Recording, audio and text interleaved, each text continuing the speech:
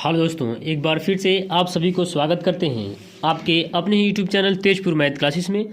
जैसे कि आपको मालूम है कि हम लोग कर रहे हैं ये जो मैथ है ये आर.एस. अग्रवाल मैथ बुक है और हम लोग 3D इसमें मेंसुरेशन कर रहे हैं। हम लोग 5 तक कर चुके हैं। आज हम लोग 6 से स्टार्ट करेंगे। देखिएंगे क्वेश्चन में क्या बोला है कि 8 मीटर लंबे 7 मीटर चौड़े तथा 6 मीटर ऊंचे डिब्बे में, ध्यान देंगे, 8 सेंटीमीटर लंबे 7 सेंटीमीटर चौड़े तथा 6 सेंटीमीटर ऊंचे अधिक से अधिक कितने डिब्बे बनाए जा सकते हैं। मतलब इतना बड़ा डिब्बा है और इतना इतना छोटा डिब्बा बनाना है तो कितने डिब्बे छोटे छोटे आकार के बनाए जा सकते हैं ये बताना है। तो सबसे पहले मेरे प्यार भाई इसको हम क्या करेंगे, सबसे पहले हम लोग घनाभ का आयतन, ये जो बात बोला है लंबे चौड़े और ऊंचे, घनाभ का आयतन बोल रहा है। तो घनाभ का आयतन होता है तीनों भुजाओं की गुना। तो तीनों भुजाओं की गुना कर लेंगे तो 8 गुना 7 गुना 6, ठीक है। लेकिन मेरे प्यारे भाई एक यहाँ पे शर्त क्या है, ये सारे के सारे सेंटीमीटर में, क्या है, ये सारे सेंटीमीटर में है और ये मीटर में है। तो मेरे प्यारे भाई ये इसमें इसको हम लोग लेके जाएंगे किसमें, सेंटीमीटर में। तो 800 होगा, गुना कर देंगे 100 से और ये हो जाएगा 700 और ये हो जाएगा 600। अब ये आया सेंटीमीटर में और मेरे प्यारे भाई क्या होगा, ये भी सेंटीमीटर में, 7 गुना 6 गुना और क्या है 8 गुना। तो मेरे प्यारे भाई ये जो आपको दिख रहा है, ये आयतन जो दिख रहा है, इतना आयतन में इतना छोटे छोटे आयतन वाला कितना डिब्बा बनाया जा सकता है, तो आप कह दीजिए n। जब n करेंगे तो बराबर हो जाएगा, ठीक है। अब देखिए काट लेंगे, 8 से 8 कट जाएगा, 6 से 6 कट जाएगा और 6 से 6 कट जाएगा, यानी 1 पर कितने जुड़ी, 2 2 4 2 6, 6 को 0 1 पर बैठ जाएगा, ठीक है। अब कह सकते हैं इसका जो आंसर होगा इकाई दहाई सैकड़ा हज़ार 10,000 लाख 10 लाख, ठीक है। आगे देखेंगे जो ऑप्शन नंबर आपको मिलेगा सी नंबर में। आगे देखिए 7 नंबर क्वेश्चन में क्या बोला है कि 6 मीटर लंबी 3 मीटर ऊंची तथा 13 सेंटीमीटर चौड़ी दीवार बनाने के लिए 20 सेंटीमीटर लंबी 12 सेंटीमीटर चौड़ी तथा 6.5 सेंटीमीटर ऊंची कितने ईंटों की आवश्यकता होगी। ये जो आपका आयतन दिया है ये एक ईंट का आयतन दिया है, एक ईंट का आयतन दिया है और ये जो दिया है ना ये दीवार दिया है। तो दीवार का आयतन जितना होगा उतना ही ना ईंट लगेगा, जितना आयत घेरेगा उतना ही ना ईंट लगेगा। तो इसका आयतन बराबर इसका क्या आयतन कर देंगे तो कितना में मिलेगा ईंट भैया, एगो ईंट का आयतन है तो कितना ईंट लगेगा, सेम इसी आधार पर बन जाएगा। देखिए देखेंगे ये बोला है 4 मीटर 3 मीटर 13 सेंटी। तो ये काम कीजिए दोनों को सेंटीमीटर में बदलिए।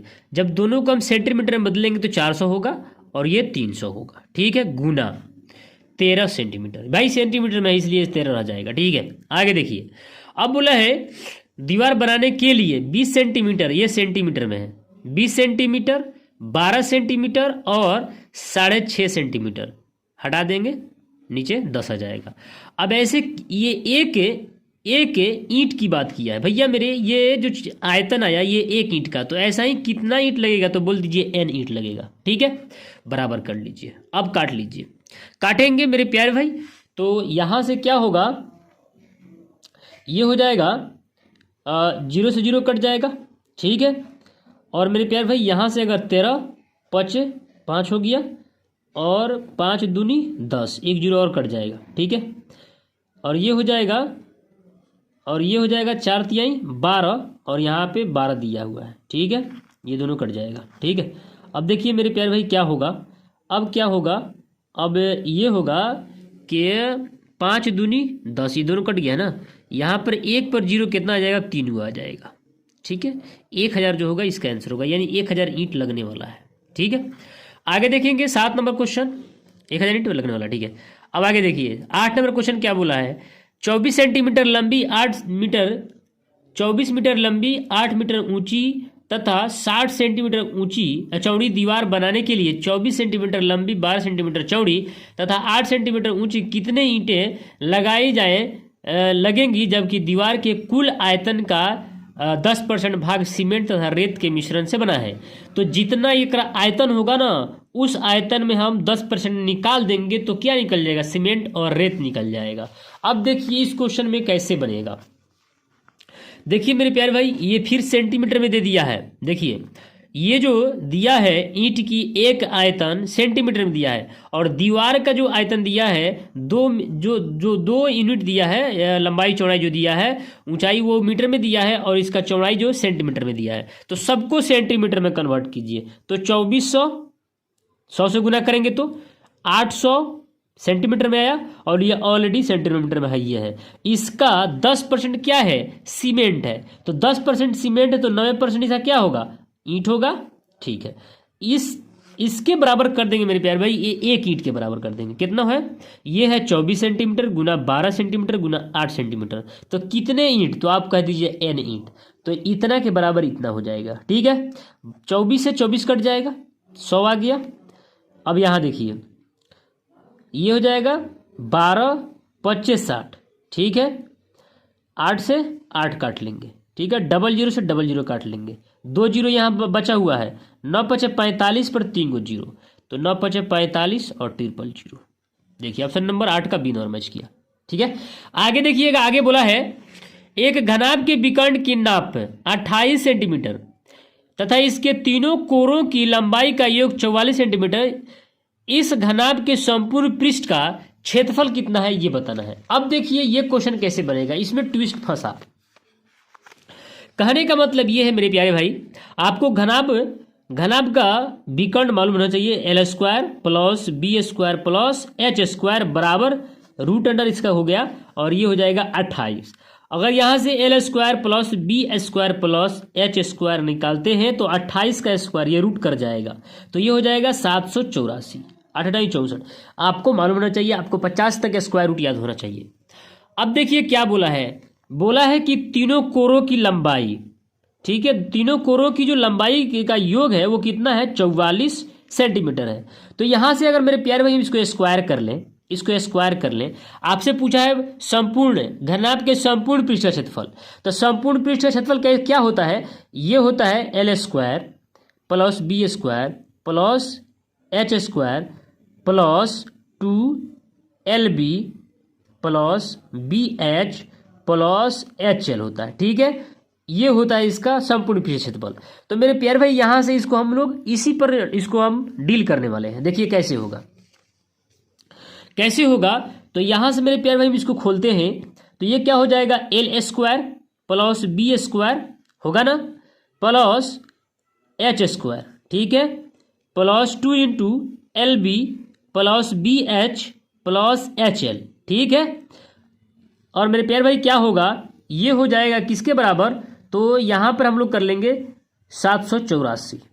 ठीक है, समझ में आया नहीं मेरे प्यारे भाई, इसको हम खोले हैं, तो इसको खोलेंगे तो ये हो जाएगा 4 चौकी 16, हाथ में 1, 4 चौकी 16 1 17, 4 चौकी 16 दूना 32 1 33, हाथ में 3, 4 चौकी 16 और 3 19, यानी इतना के मान इतना निकल गया।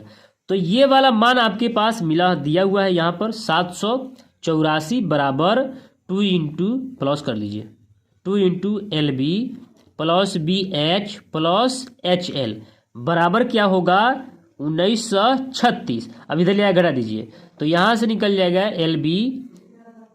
LB plus BH plus HL निकल जाएगा 136 माइनस 784।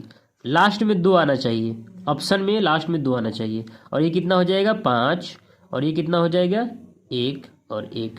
ठीक है, 1192। देखिए आपको मिलेगा, देखिए मिला ना 1192, बी नंबर ऑप्शन। ठीक है, देखिएगा 10 नंबर क्वेश्चन क्या बोला है। 10 नंबर क्वेश्चन बोला है कि एक घनाभ की लंबाई और चौड़ाई तथा ऊंचाई का योग 19 सेंटीमीटर है तथा इसके विकर्ण की लंबाई 5 रूट 5 है सेंटीमीटर है। इसके संपूर्ण पृष्ठ का क्षेत्रफल कितना है ये बताना है। तो क्या मेरे प्यारे भाई आप बता नहीं सकते हैं? एकदम बता सकते हैं, एकदम बता सकते हैं। आइए जो क्वेश्चन हम लोग अभी डील किए हैं सेम उसी पर बनेगा ये। देखिए इस पर यहाँ हम बनाते हैं।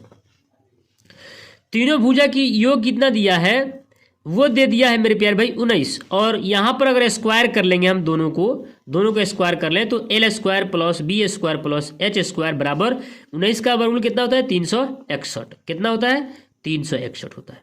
ठीक है, 361 होता है।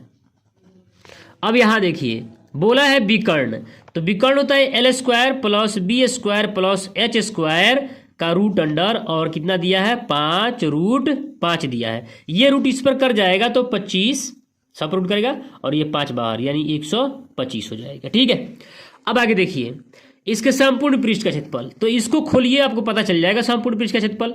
खोलेंगे इसको तो ये हो जाएगा एल स्क्वायर प्लस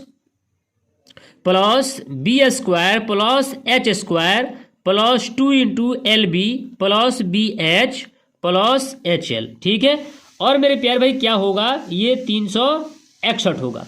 तो लेकिन ये मान आपको दे रखा है, कितना दे रखा है 125 plus 2 into L B plus B H plus H L दिया है भैया, 361 दिया है। इधर ले आकर घटा देंगे तो निकल जाएगा 2 into L B plus B H plus H L का मान जो निकल जाएगा 361 में से घटा देंगे 125, तो आपको मिल जाएगा मेरे प्यारे भाई, आपको मिल जाएगा 3 और 236 जो होगा वर्ग सेंटीमीटर, इसका फाइनल आंसर होगा।